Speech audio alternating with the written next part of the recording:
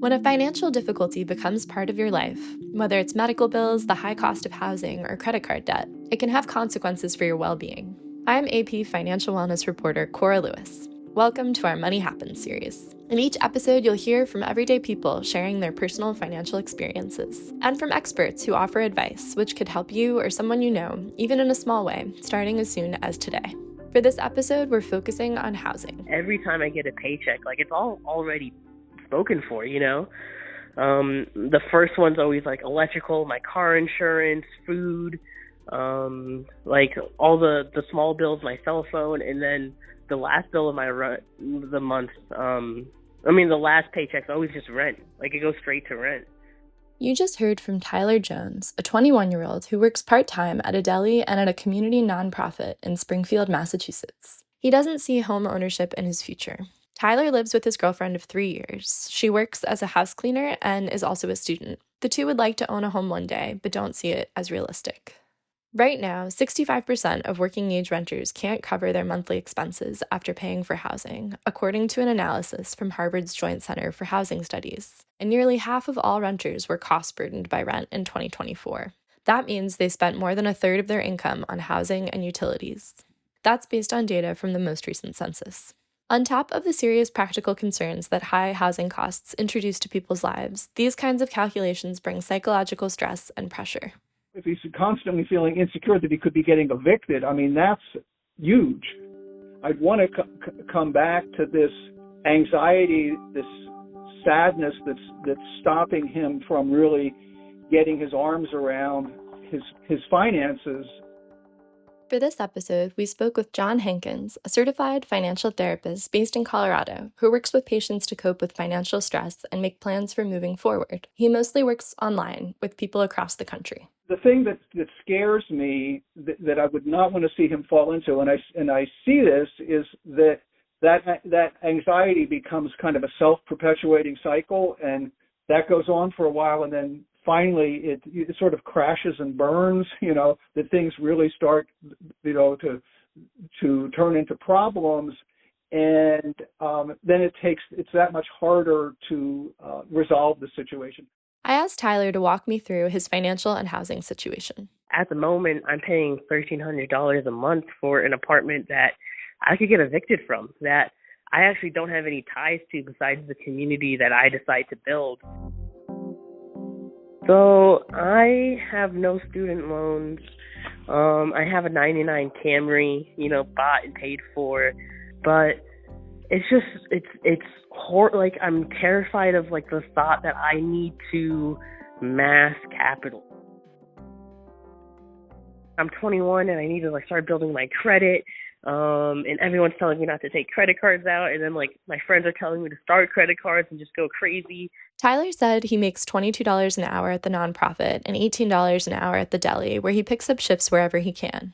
But he still feels like he's living month to month, paycheck to paycheck. I never sit down and calculate what I make because it always makes me sad when I do.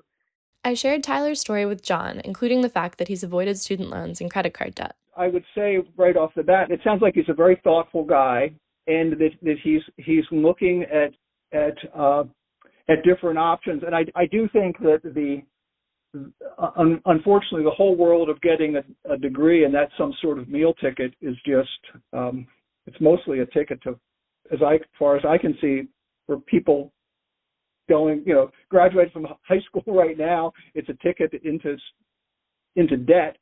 So I think that in a lot of ways he's making a wise choice not to go that route. I also told John Tyler is working on building his credit score.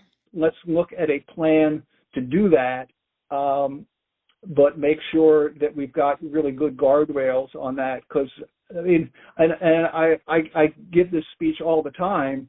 The people that show up at my door with, that have, $50,000 in credit card debt. That is not an unusual thing for me to hear. Is that, there is a whole industry out there that is coming for you, that they want you to go down this path. Sounds like, you're giving him credit for not being in debt, which I think is exactly right. Yeah. Yeah, absolutely. Yeah. But just that once you have a credit card, it's a dangerous thing. So let's be really understanding how you're going to manage this so that it doesn't get out of control. I asked Tyler if things were different, if he would like to one day own a home. So it is a goal of mine. It's just not, it doesn't seem like doable for me and my girlfriend. I asked Tyler if he felt things were different for his parents. I would say so. So my parents met at 18 and 19, just like myself and my girlfriend, and bought their first house at 25. Could I ask what they did when they were in their 20s, when they bought the house? Yeah, so my dad was always kind of, job to job. He was, they met and worked in like restaurants together, and then my dad did like car sales, different things. My mom was always in the restaurant business, and that's kind of like where my dad ended up at the end. That's when I asked John how this situation could be affecting Tyler's mental well-being. He talked a little about this idea that his parents were able to buy a house in their 20s, and here he is in his 20s really feeling like that's so out of reach, just psychologically, emotionally, people of his generation kind of realizing that their lives aren't going to look like their parents' lives. I would just validate his feelings. This is not your fault. This is the direction the system has gone in, and there are routes to home ownership, but it's not a reflection on you that you haven't been able to achieve what your parents achieved. They were operating under a whole different set of rules. I also love your recommendation to find financial counseling and locally that is on a sliding scale or available some other way. What you described to me of that he can never look at a budget or anything like that because he just feels too sad when he looks at the numbers. I just look at that as like job one. We gotta fix this for this guy so that he can feel empowered and he can manage his finances. Before the deli and the nonprofit he's at now, Tyler worked a string of jobs, knocking on doors for different organizations. He was even part of a mosquito squad. I have never spent, since I graduated high school, I haven't spent a week not working. That's not true. I spent a week in Puerto Rico with my girlfriend's family. And I went to my girlfriend's sister's wedding in Tennessee. Both of those trips sent me back so hard. I mean, it sounds like you don't even have credit card debt. You don't have consumer debt or loans of any kind. None at all.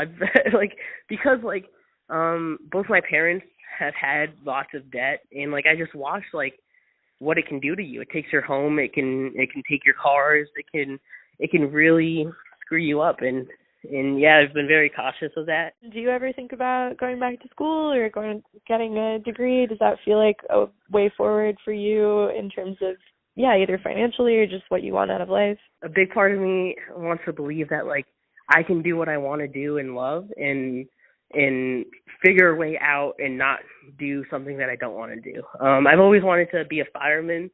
I'm gonna be taking the civil service exam pretty soon, and I just wanna follow my dreams and be happy. I don't wanna, and nothing I've ever wanted to do requires a college degree. To conclude today's episode, I'll summarize John's advice. First, job one is to feel psychologically comfortable facing your finances.